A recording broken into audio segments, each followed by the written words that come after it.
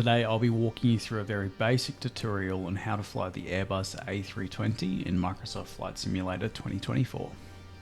So the first thing we're going to want to do is we're going to create our flight plan using SimBrief, and then once we've done that I'll show you how we interact with this in Microsoft Flight Simulator 24. But first things first, we're going to choose our departure airport and arrival airport. So for this one we're going to go from Wellington to Queenstown in New Zealand. Once we've done that, we're then going to select A320 from the aircraft drop down tab. And then we're just going to generate our flight from there. This will allow us to grab this flight plan and load it into Microsoft. Once we've generated this flight, we can then download this flight plan, or we can just take some notes, specifically the runways, any star SIDs, anything like that. Alright, once we're on the main menu, we're going to go ahead and select free flight.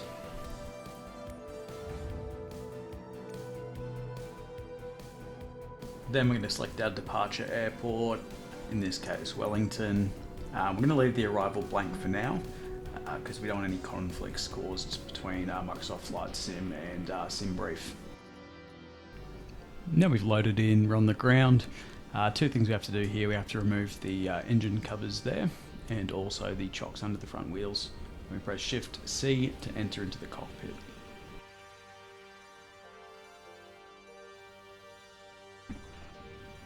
Alright, we're now in the cockpit.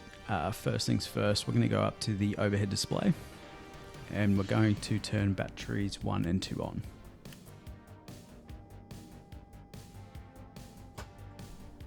Then we're going to go ahead and select the external power if it's available. We're going to turn our strobe lights to auto and our nav and logo lights to 2.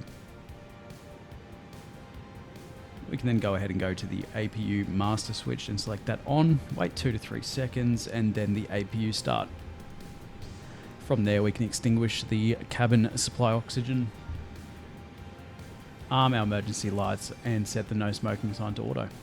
We can select our ADIR 1, 2 and 3 to nav.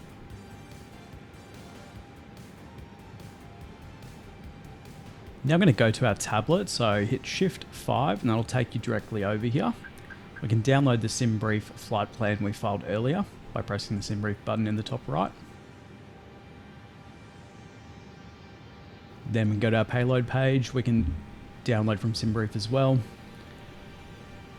Apply, instant, then wait a few seconds for it to do its thing and load everything onto the plane. Then we can look at our gross weight and note that down to the nearest 1,000. From here we can make sure our runway aligns, in this case runway 16, and then we'll put in our gross weight there. Let's double check it and put it in.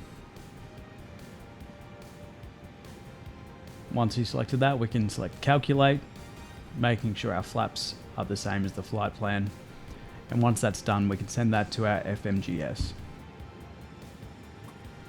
Then we're going to head down to our MCDU. Let's clear all those notifications from before. We're going to select init, wait a second, then we're going to hit init request, and then IRS init. Once that's done, let's hit return, go back, clear those messages again. Now we're going to go to the arrow key,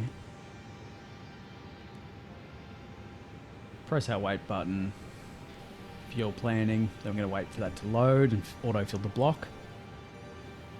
Then we're going to hit block confirm. Then we're going to go to flight plan. Once we're in flight plan, just the departure airport, I'm going to select that, select departure. Then I'm looking for runway 16 and just consulting my SimBrief flight plan. My flight plan has the SATA transition, so I'm going to hit that and then insert. Now I'm going to go scroll down by using the up key down to the bottom until I find Queenstown or your destination airport. I'm going to select arrival, and then we're going to consult our flight plan again and see exactly where we're landing and what approach. So for me, I can see that that is runway 23. And then I can see my stars for my flight plan is that one there. Now I can select that and then select insert. And that's my flight plan completed. So now we can see that's my full flight plan ready to go there. So now I can select the perf menu, which is that button there, and then confirm our takeoff data by pressing the soft key on the right. That's going to input all that information there. We can see our climb, cruise, descent, approach, go around figures, all configured there. Now we're going to set our barometric pressure by pressing the comma key.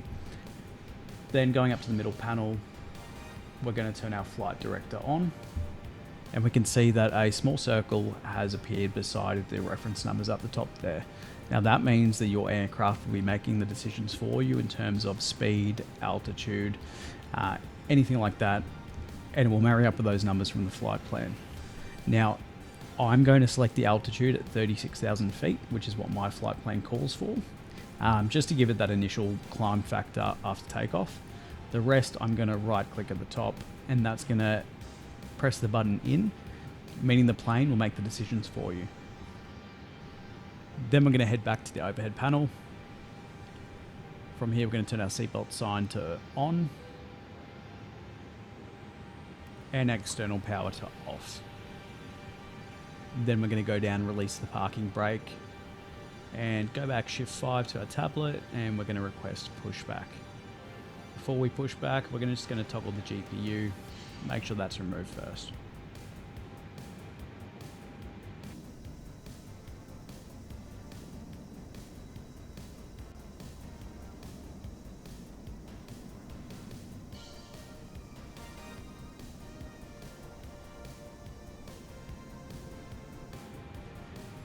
Then once we push back, we're going to disconnect.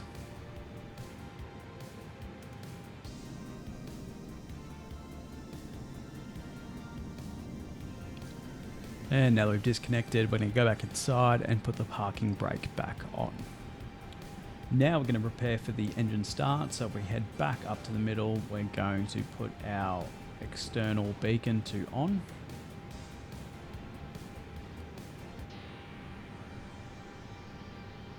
We're going to put our fuel pumps all on, so that's all 6 in the middle. And then we're going to APU bleed switch on. Then we're going to press Shift 2, head down to the center console. We're going to change our engine mode to ignition or start, and then we're going to flick engine 1 master up. That engine is going to start spooling up. We're going to watch for the N2 data in the grey box there. Once that grey box disappears, we're going to be able to start engine 2 up.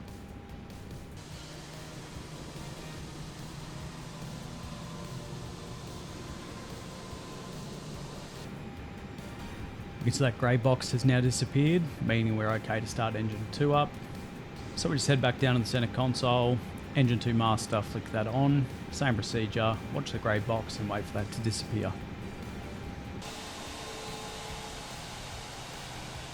While the engines spool up, I've put my flaps to second configuration as part of my flight plan. You'll see those extending now.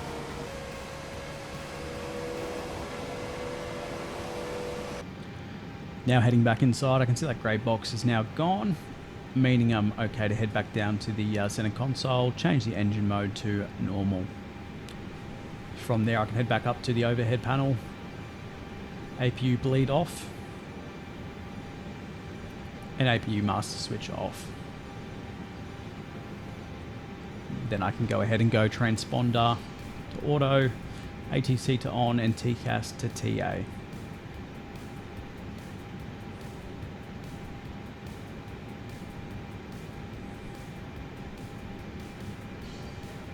Then heading over to the WXR PWS section, we're going to hit that to 1 or forward. We're going to arm our speed brakes and take our parking brake off. Then heading back up to the overhead panel, we're going to select nose lights to taxi. Now we're ready to taxi. So taxi out to your runway and I'll see you there.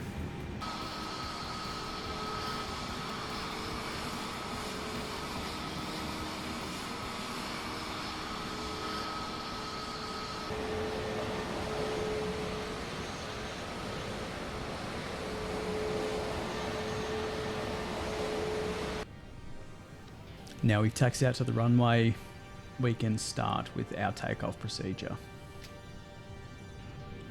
So heading back up to the overhead panel, we're going to right landing lights on, left landing light on, our nose taxi light to take off, our strobe light to on, and then we're going to check our ECAM as well. So we're going to arm our max brake, and we're going to TO config test normal. So everything should be green there on that left hand side of your center display. If everything's green, we're good to go. So from here, we're going to taxi out onto the runway, hang the nose out wide, and line up in the center.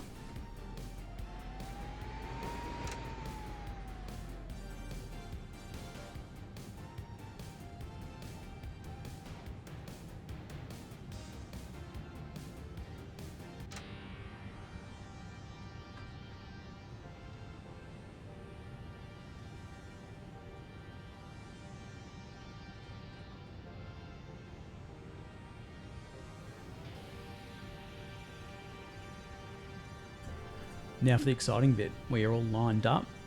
All of our takeoff procedures are completed.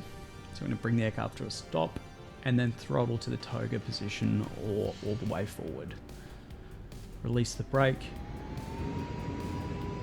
And we're looking for the speed indicator on the left hand side of our center display, indicating V1 or rotate.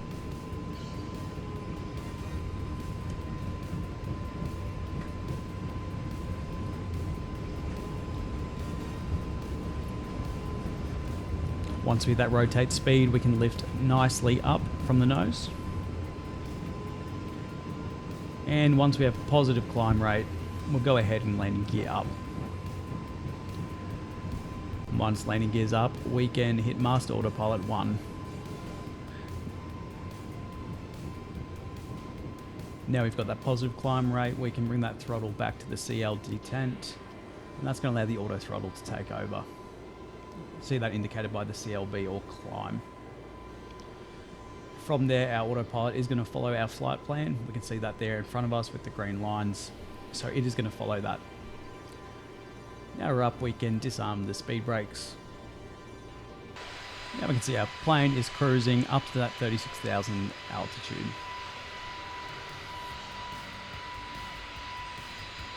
From here, check our airspeed. Our airspeed is positive.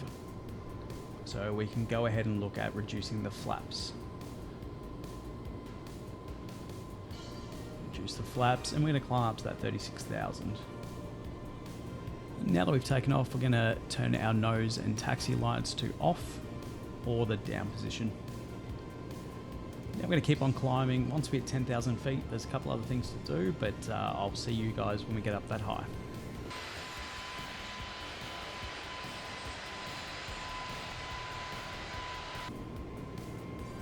Now that we're about to hit that 10,000 feet altitude, we're going to go up to the top and turn off our landing lights to the down position.